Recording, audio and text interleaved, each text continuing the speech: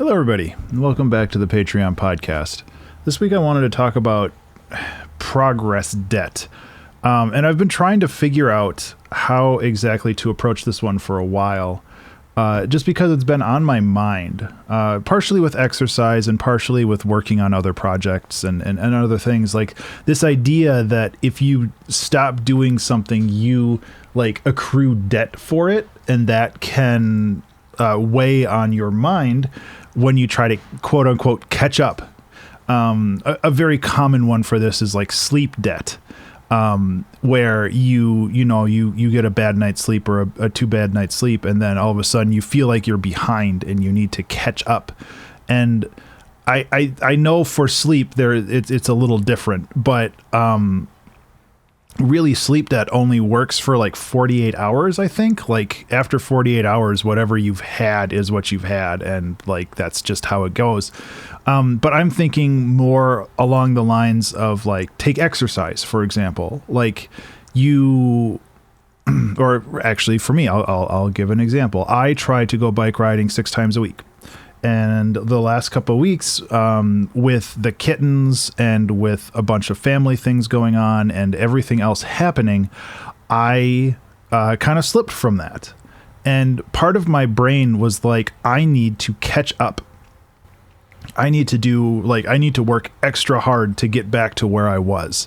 And that's like a really dangerous fallacy to fall into, because that like pushing extra hard to quote unquote catch up, to catch up, would possibly burn you out or harm you in some way if it's like exercise related. Like if I started doing 20-mile bike rides every day, I'd blow out my knee and then I wouldn't be able to do anything. And I think that there's a lot of parallels between that and creative work, where I was so focused on finishing Let the World Forget Us that I kind of felt like I was in debt for some of the other projects that I have on my plate. And then once I finished that album, I was compelled to push really, really hard to try to catch up on both the game I was working on as well as a future album that I want to put out and like all of this other stuff.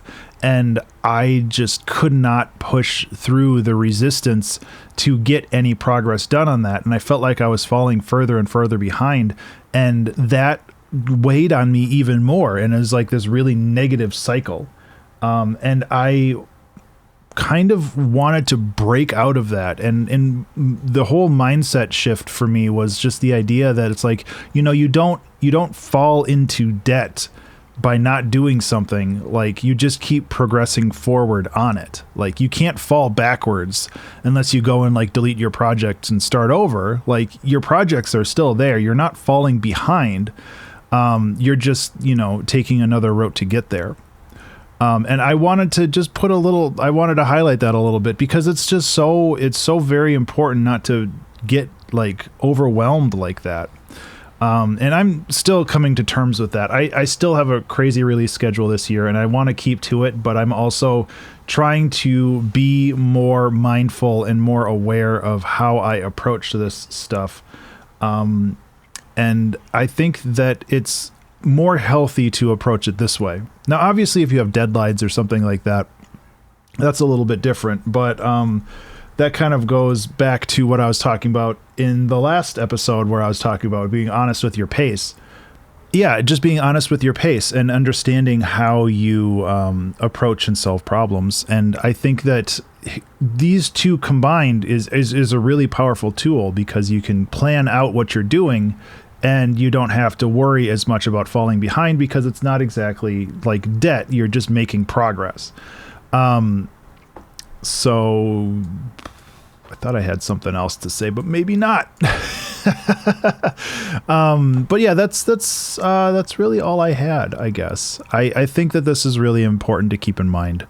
I want to employ it more in my life, because I know that I'm very harsh on myself when it comes to projects and how I approach them. And I think that feeling like you're falling behind is a really scary fallacy. Because like I said, it just leads to this kind of cycle of both depression and burnout because you feel like you're behind, so you have to push harder to get back to where you were. I'm repeating myself. You know what I'm trying to say. Anyway, I'm going to get going. I have a meeting that I need to get to that I just forgot about, so I'm going to go do that. So I hope you have a fantastic Friday and a wonderful weekend, and I'll talk to you in the next one.